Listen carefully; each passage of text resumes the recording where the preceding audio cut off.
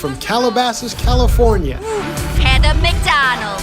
It's Juicy Scoop!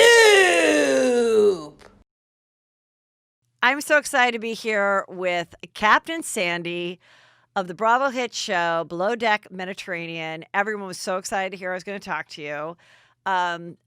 Hello, you look great. I love your hair. Oh, thank you. Very fun. It looks great. Honestly, I was really honored to get your, through Twitter. Thank you. You're an inspiration, so I'm sure like you, I want to leave a legacy. I want to inspire people and to lift people up. I don't want to bring them down and have some entertainment in the meantime. And I think, our show's a great platform to make all this happen. Well, I mean, I had so much fun. You saw the video I did with my family. So those were my sons and my daughter edited it, and I was Captain Sandy. I didn't have a good blonde wig, but I was trying to use your words by being like, that was a total disaster. And that's a word you use a lot, a disaster. And that my poor boys, we had a skeleton crew because they'd hit on all the female staff, so you were down. But that was so fun to do. And one thing I really got from a lot of the Juicy Scoopers is that, like, you really are an inspiration. I think, when you look at the whole Bravo network, you are the strongest woman. You're an inspiration and you're a leader. And when I met you at BravoCon, I said to you, I really like the way watching you as someone that's, a boss in a sense, myself, the way you talk to the crew and encourage them, like, not just letting them go, but being like, I think you can do it. And sometimes they don't last, but I love that you kind of teach people that you got to give these people another chance and you got to try to encourage them to get there instead of being super critical. Exactly. I think through the years, if people didn't invest in me, I would not be where I am today, right? But also I had to learn self-leadership. I had to learn to be aware of my behavior so I could actually change my behavior. And it's interesting, the more I watch myself on television, I go, oh, wow, hey, I'm a pretty good leader. There are times when I go, wow, I sort of lost my temper there. But to remember also that you're human. And I just got a text from a former cast member who said the captain's there to drive the boat. Leave the crew alone. Your only job is to drive a boat. And she was the laundry girl on one season. And I just said, well, thank you for your advice, And I said, I'm really disappointed you jumped on that train because, I was always there listening and encouraging, but it's like saying, I don't get it. It's like you're the CEO of a company, and I wanted to say, by the way, who hired you on your next boat? And by the way, she was like, and I'm on a presidential yacht now. And I was like, I don't think some presidential candidate should be on a yacht. Do you? That just doesn't fit, does it? So, anyway. Like a real someone really running for president? Or apparently she's on his yacht. And she is now a chief stew, so she knows better. And I'm just like, okay. She goes, it sounds like your feelings are hurt. I go, no, my feelings aren't hurt. I said, I'm disappointed that you jumped on that train. It's almost like people want to stay relevant. And it's so interesting. The minute there's something negative, and that if they feel like one crew member has popularity over the other one, they're gonna match to that crew member because they want relevance. And you know what that is? That's lack of self-esteem. To be honest, like to be true in your core values, to stay true to that, no matter what, even if you're not the most popular person, is what matters here. And by the end of the day, because you're truthful to your core values, you will rise. You're not going to be attached to that negativity. And that's really how I lead. It's like I sent a text saying I was disappointed. Why are you jumping on that train? Like, why? Yeah. You stand alone. So stand alone. And that's really, really how I lead. It's like, just be true to yourself, stand alone, and be you. Well, do you. It's like, we love watching the show, and I watch it with my kids, and they are obsessed with how expensive it is. And if the food and everything is good. So like, last night's episode, we see that the group before wasn't happy with the food, but I think people felt for, I'm sorry, what's the chef's name again? Yes. First of all, he's so sweet, but they felt for him because he had to do the gluten-free and the vegan and the this and the that. So you give him like this, another chance. And these people come on and they, have a conversation before, which is what I would do if I came on. And it seems like it's going to go well. They're really nice. They seem somewhat easy. Like as long as there's like a meat and fish, everyone's going to have something to eat. And with the Vegas meal that turned out to be once again the horrific nachos that are going to haunt you for the rest of your life. Anyone that watched last season, the female chef made the most disgusting nachos with canned corn and like the chips and everything.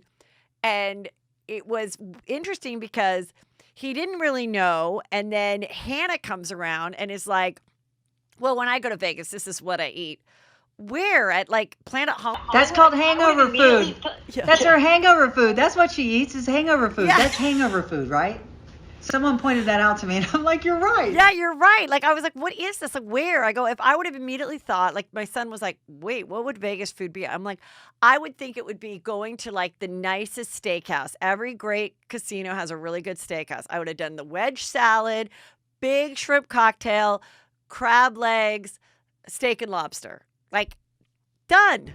I mean, Right? isn't it an insult to Vegas? I mean, so Yeah. when you say Vegas theme, it's a Vegas theme. Vegas is international. They have all kinds of cuisines. I think there's a chef there. I can't remember his name. He had 2 restaurants and he won Chef of the Century. He was based in Vegas. I mean, when you think about the people who descend upon Vegas, they're not eating fried food. Unless they're hungover, right? That's our go-to. But anyway, Right. yeah, I felt bad for him. I think he was in way over his head. I pulled Kiko aside and I just talked to him and said, and I showed him a canoe. I said, if I was the captain of that canoe and I mastered that canoe and I got offered this 188-foot motor yacht, do you think I should take the job? He's like, no. I go, why? He said, I don't have the experience. I go, exactly. You will be presented with opportunities in life. If you're not prepared, then you turn them down because you're only hurting yourself. And I also shared this yesterday. I think it's very selfish of him because in his mind, he has to prove to himself that he can do this when he's not properly trained. So who is he hurting? The entire team. He's not only hurting himself, he's hurting the entire team, and the guests aren't getting what they paid for. That's selfish. And until you're aware of that, you're not aware. And, God bless him. I watched him struggle. I washed his pots and pans every day. Every day. That's not on TV. You When he watched did it. his Wait, you every watched day, it? he was piled under pots and pans. I was walking the galley. My days were spent washing his dishes. That is solid truth. And he was like, thank you, Captain. Thank you, Captain. And it's so interesting to watch someone totally mow you over when you've done nothing but support them. And I tried and I tried and I tried. And it's just like, yeah. When he did a 17-course meal, he was done. I said, go to bed. Or 72 course. I go Yeah. to bed. I got you. And all the crew were busy. His galley was trashed. We cleaned that entire galley so he could go to bed. And that, that's all part of it. But that, Yes. if they could show everything, but they can't. Right. All this has to fit in 1 hour. There has to be a storyline. But the reality is, I supported that kid over and over again. And I do that with every crew member. And then on the backside, you think, wow, you were so ungrateful. Really. Like some of the things he said about me. And I just thought, that's so disheartening. But I won't go low. I'm going to go high like Michelle Obama. Yeah. Right?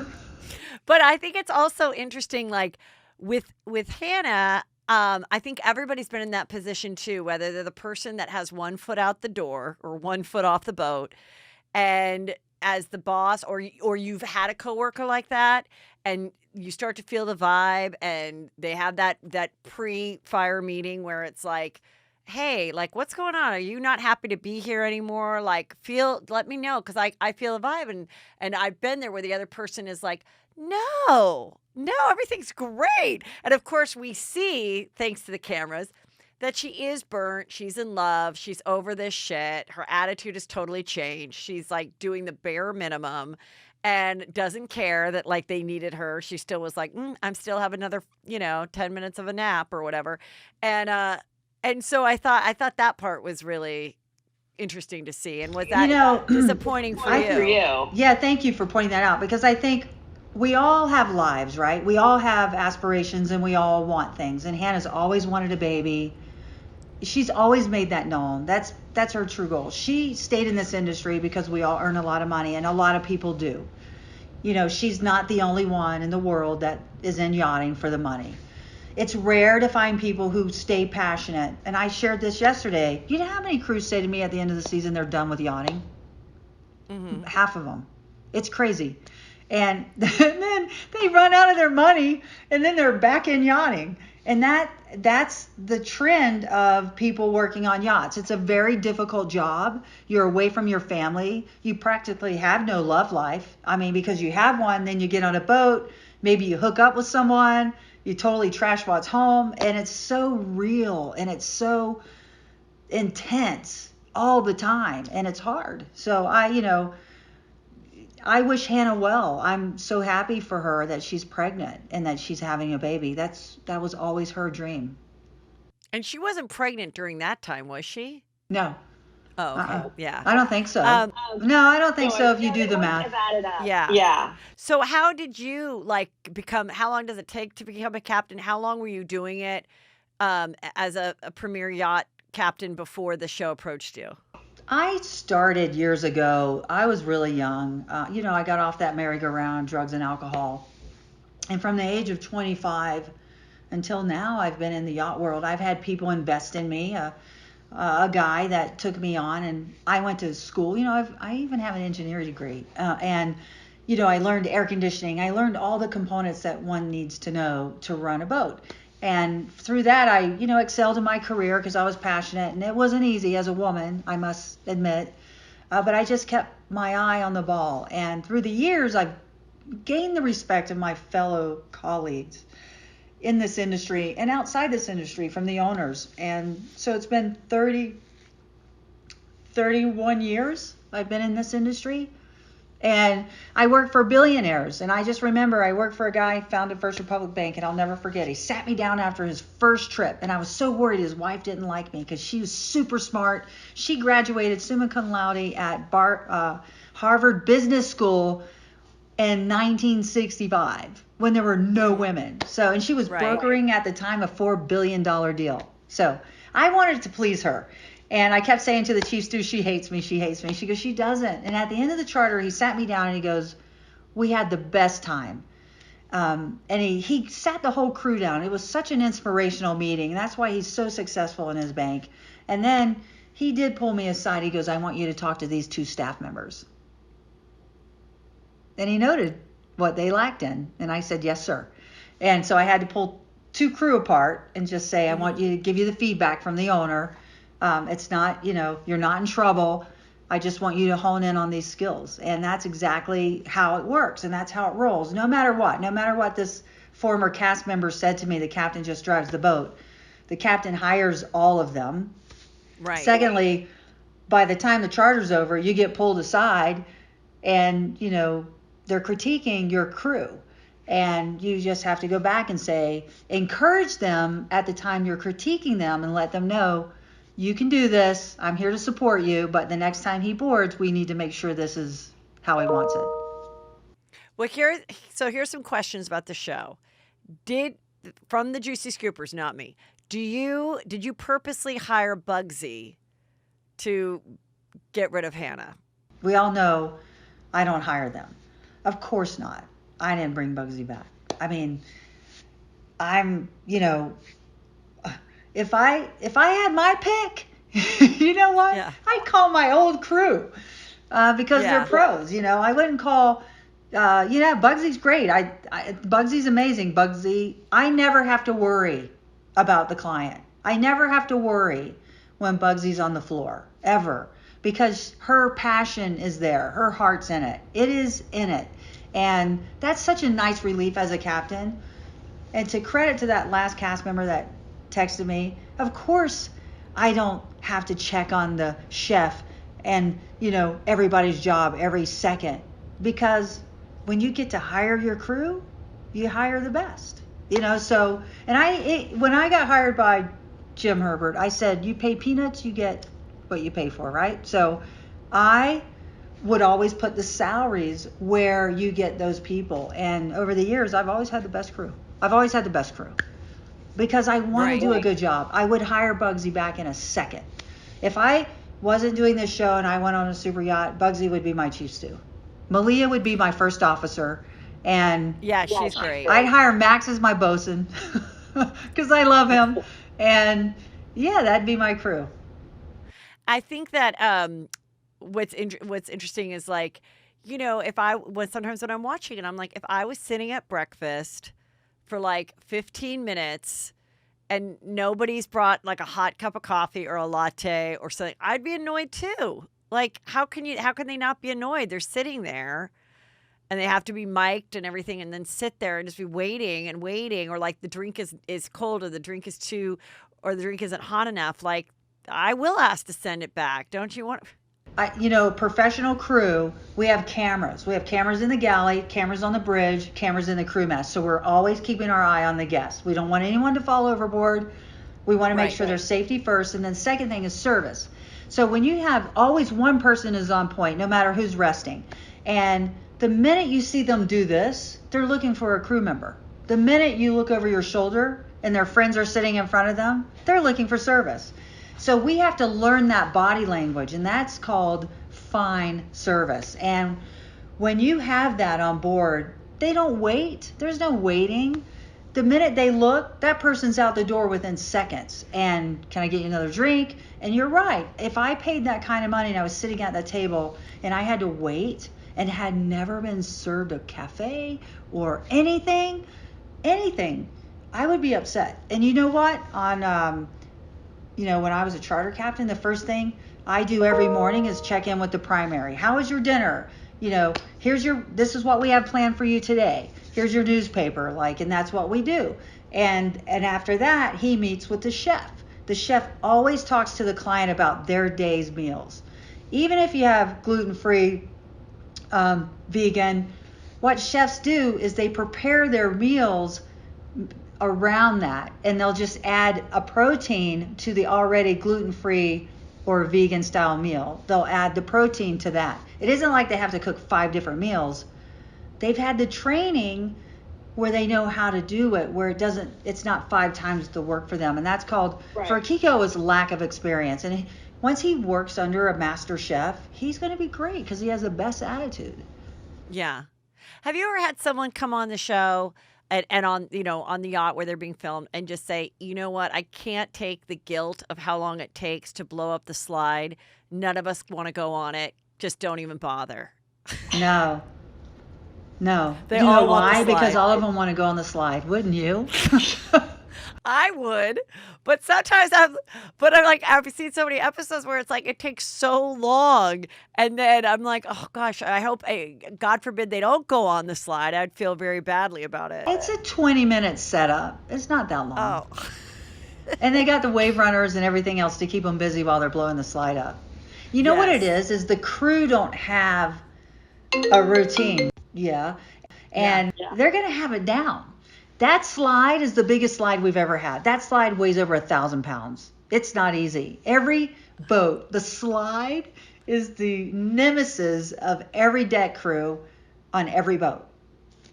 Now, when Pete had would say to Malia, who is his boss, a couple times, like, no problem, sweetie, or you got it, honey. And it really bothered her. And then she finally came to you, and then you brought it up to him. We were watching it with my sons, who are teenagers, and they were like, why doesn't she say something right now to him? And I'm like, well, I always explain it's different when you're a female and it's uncomfortable and she knows he's being, it's just a weird thing to call someone out on their behavior. But what was that situation like? And what advice do you have for someone in that situation? I think Malia handled it like a pro. To be honest, I was really blown away how she handled it. I would have handled it differently. In fact, I did. Pete called me sweetheart several times and sweetie. And it's like, and every time I go you're not allowed to say that, but I didn't know. I didn't put it together. So when she came to the bridge to share with me, I'm like, we need to address this now. And I addressed the whole, because I don't want to single people out, and I just want to make it across the board. You know what I mean? Even though the other two crew members didn't do that, they're aware. It isn't like it's behind their back. And Yeah. I like how she handled it. I think maybe she was deciding on how to handle it. So overall, from what I'm seeing, she's a true leader. Yeah. No, I think she's great. I think going forward, maybe the lesson, if you're watching it and you are a female, maybe the thing to do is before you ever begin, just say, there might be words in your vernacular that are like really endearing and you think you're being nice to me, but these are the only way I want to be addressed is this. And I'm not saying because I think you're going to do it. I'm just saying someone's done it in the past. And to preclude that from happening, let me say right now, you're not to say that. And I bet going forward, she would probably do something like that. I think he kind of, caught her off guard. Yeah, and I think, but, I agree. I would agree if it was male, female. But I think if you're a male leader with a male deck crew, that's just kind of like, I don't know. I don't know if I would do that. I think I would just wait. I would say, hey, guys, we're in this together. Let's just be respectful of each other, how we approach the situation, and include myself in that. Yeah. And not single out the men thing. Now, I was not aware of this part of your past, but a lot of people were asking, please ask her about her experience with the pirates and the fire in the Red Sea. Yeah. What was that during the pirate time of like? I worked for a billionaire Arab, great guy for, in Dubai. He built them all, the Emirates, and he was such a great guy, actually. And he built I built this boat for him at Trinity Shipyard.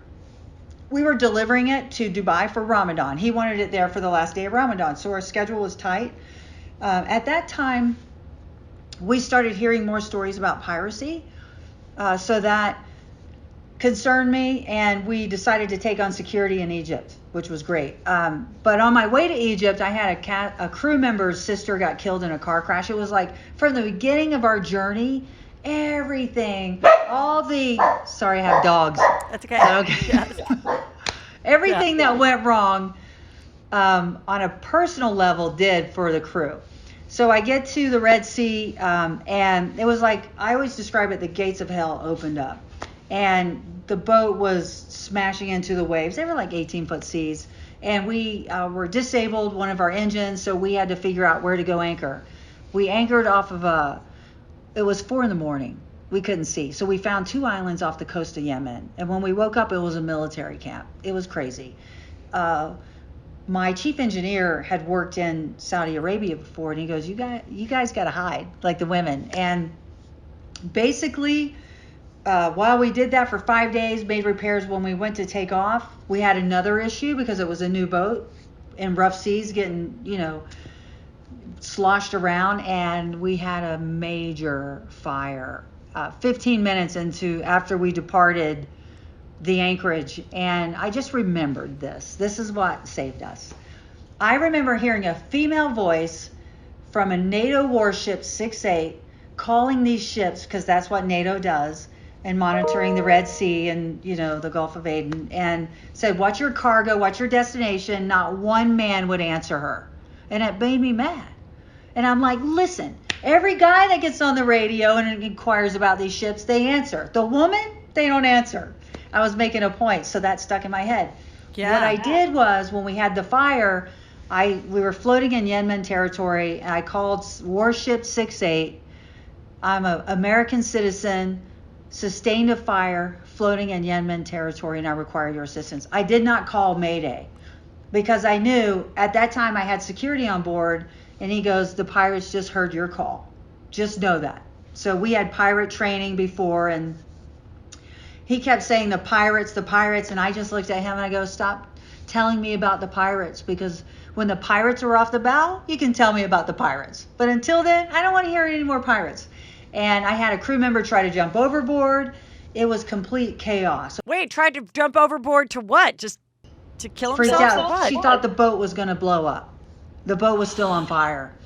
And at that time, I grabbed her and I said, sit next to me. I'm calling a warship. And it happens to be an American warship. And at that time, Bush was just reelected 2 days, had foreign crew. They were like, America, by the way, Europeans don't like Republicans. And I just said, as the ship was coming around, when they said you'll remain our priority, I was like, I'm sorry, I see an American flag. Who's picking us up? So they rescued us, and it was great. It was great. No lives were lost. We were not, it was, but I spent 13 days in hell in Yemen. I spent 13 days in Hodeidah. I got really sick. I got malaria. It was terrible. Every day there was a threat of pirates coming to our boat. We had rocket launchers around us. I had to fly all the crew out. It was I have a movie deal with Siobhan Pictures about that. Oh my God, I think that would be amazing.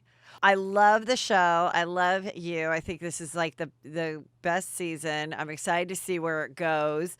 I met your wife, or is it your girlfriend? Girlfriend, Leah. Yes, and she's beautiful, and I hope she's doing well.